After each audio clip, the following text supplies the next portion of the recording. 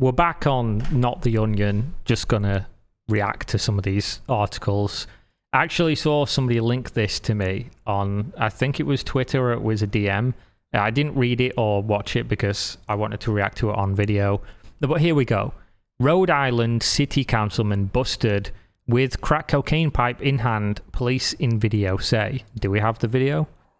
Looks like we do. Oh, so this is just searching his car. Is there one where they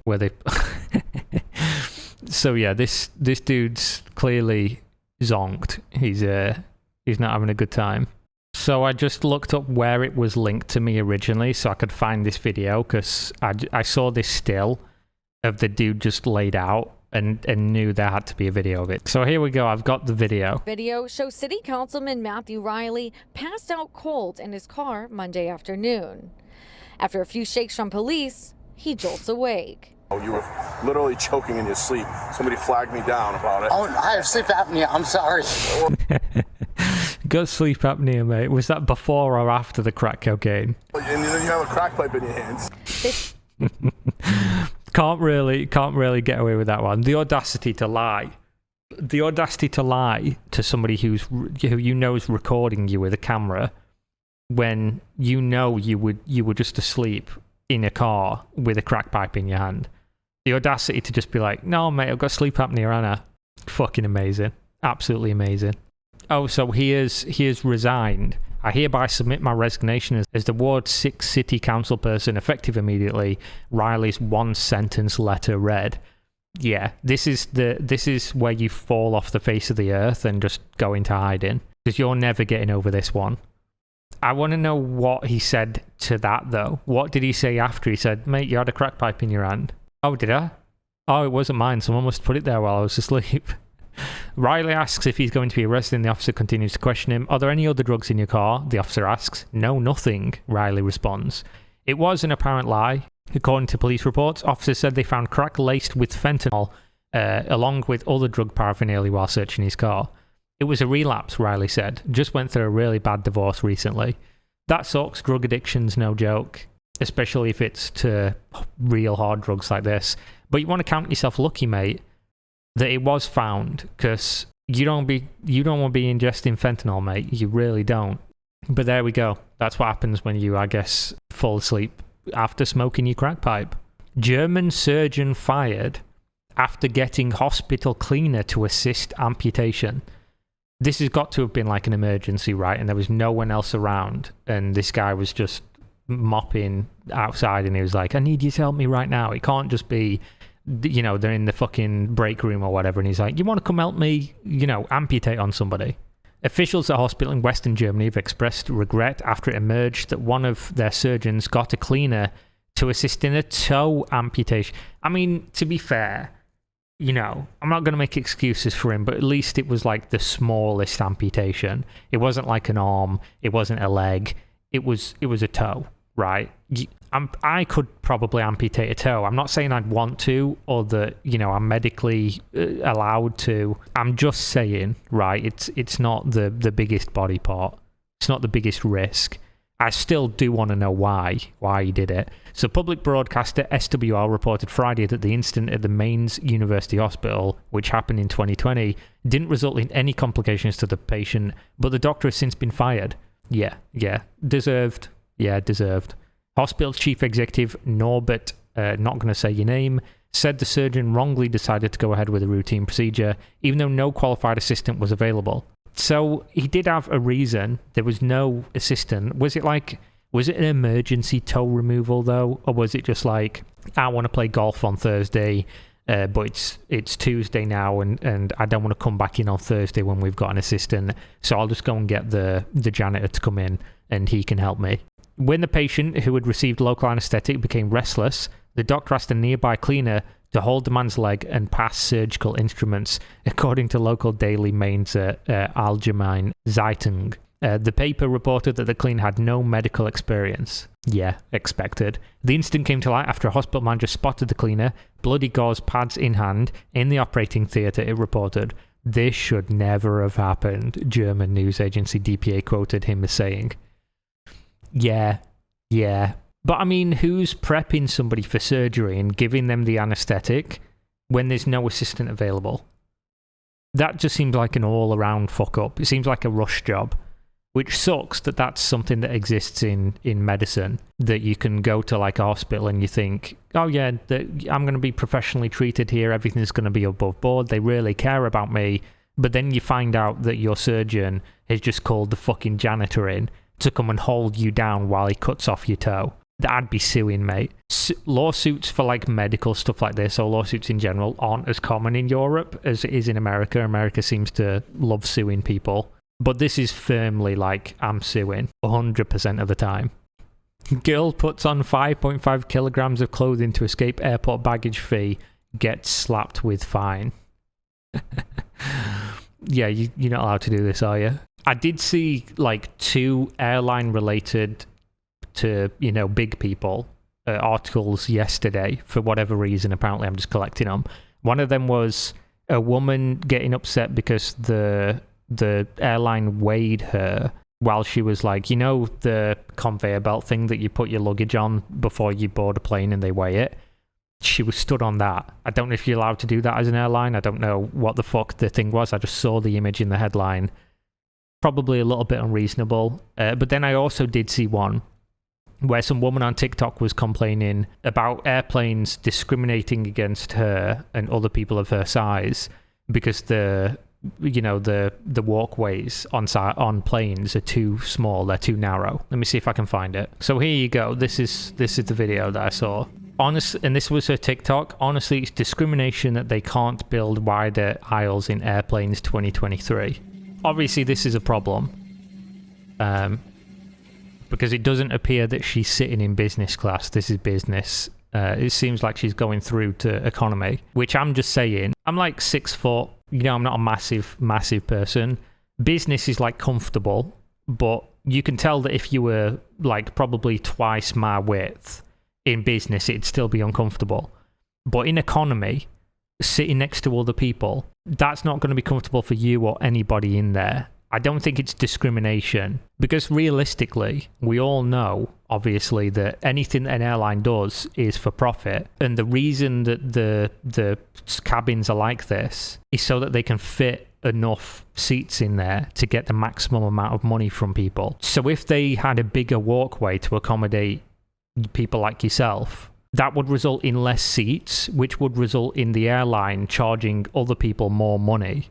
Which means that to not be discriminatory against you, it would then be upping the price for everybody else, which you could make an argument is discrimination against people that aren't requiring additional walk space to get through airplanes.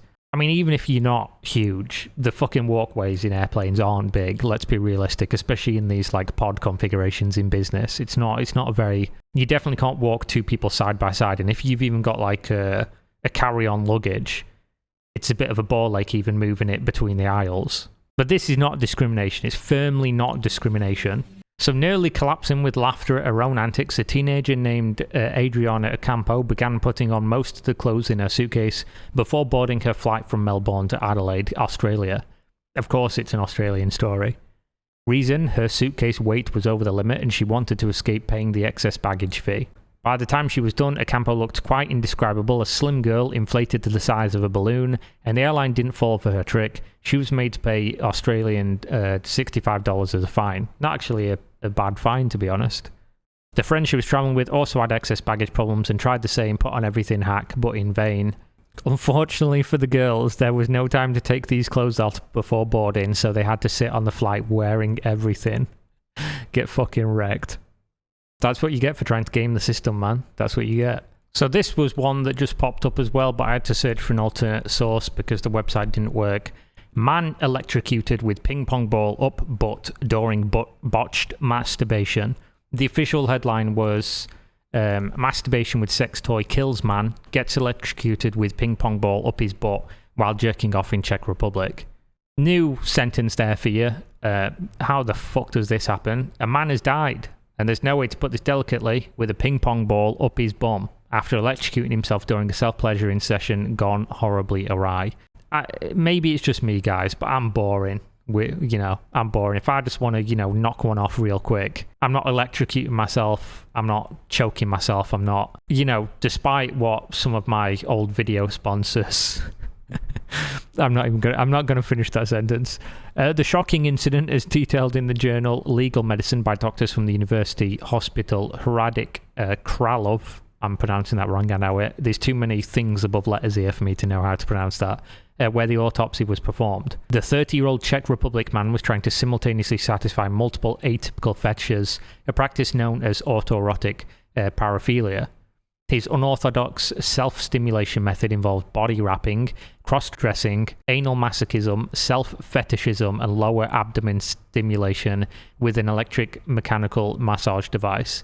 There's too many things for me to unwrap there as stuff you're doing to yourself. I feel like if you ever get to the point where you're doing two of these together, you need to reevaluate your life. You need like a fucking certified health and safety official with you or something while you're doing it. Somebody to come in and watch over you. Maybe just shout your mum upstairs. Mom, I'm doing it again. According to the case report, the Singletons' parents realised something was amiss after their son, who lived in the same apartment, didn't open his locked door despite them knocking multiple times. They called the fire department, who pried open the door with a lever, whereupon they saw their son's lifeless body lying on the floor. God, that's terrible. That's horrible. He was wearing a one-piece women's swimsuit while his lower limbs, trunk and neck were tightly bound with plastic and textile straps, per the case study. So, don't ask me how I know this, but this came up once when I was streaming. The actual percentage of people who end up dying due to like autoerotic asphyxiation and things like that, which is essentially where you like choke yourself while you're jerking off, the amount of people that die to that is way higher than statistically recorded or reported, because most people are found by loved ones and they're embarrassed by the fact that their son or their partner or their brother or whoever it is, their relative, their friend, died doing something that's taboo and embarrassing. So they rearrange the body. They clean them up and then make it look like it was just a traditional, suicide. And that's vastly more common than it is to report that the person died, jerking off with a rope around his neck or something. So it's actually fairly rare for you to get a study on something like this. Next to his corpse was a one-handed electric massage device with signs of wear that he'd purportedly used on his nether regions. A subsequent examination revealed that the automated masturbation aid had functioned when plugged in, while burns on the skin above the man's penis corresponded to the shape of the device. This led authors to deduce that the man had died due to accidental fatal electrocution related to autoerotic manipulation. Man, so it wasn't even all the like shit wrapped around him and stuff. It was electricity, which just goes to show, man. Using something that plugs into the mains, that plugs into like a wall socket with like 110 volts or whatever it is in your house, to put on your penis it's you're playing with fire or electricity, more accurately. Meanwhile, a subsequent autopsy revealed a strange foreign body in his intestine, which doctors later identified as a fancy condom in a plastic translucent box. Affixed to it was a label inscribed with the victim's first name. And that was just the tip of the autoerotic iceberg. The post-mortem probe also uncovered a ping pong ball attached to a plastic cylinder that the man had lodged inside his rectum. Jesus Christ, this seems like so much, though. This just seems like so much to do. It seems like you need a PhD to jerk off. As a result of this dangerous carnal decathlon, the man had suffered internal organ congestion as well as swelling in the lungs and brain due to trapped fluid. Meanwhile, he also had blood trapped in his heart chamber. Unfortunately, this is far from the only example of paraphilia defined by the study authors as sexual behavior patterns involving unusual and socially unacceptable sexual practices. So apparently there's 500 types of variants of paraphilia, many of which result in either an autoerotic or assisted scenario and a fatal outcome, the authors write. One notable paraphilic practice is urethral sounding, in which kinksters attempt to stimulate themselves by sticking foreign objects from AA batteries to Christmas ornaments to 6 feet of string. No. In 2021, a Michigan man got 6 kidney beans lodged in his penis. No. No. I'm done. I'm fucking done. That's enough internet for today, man. I'm going to go back to playing some Dota or something, because holy shit, even Dota ranked games is better than what I've just read. My God. There we go. Jesus. Thanks for watching. Stay safe. See you next time. Peace out.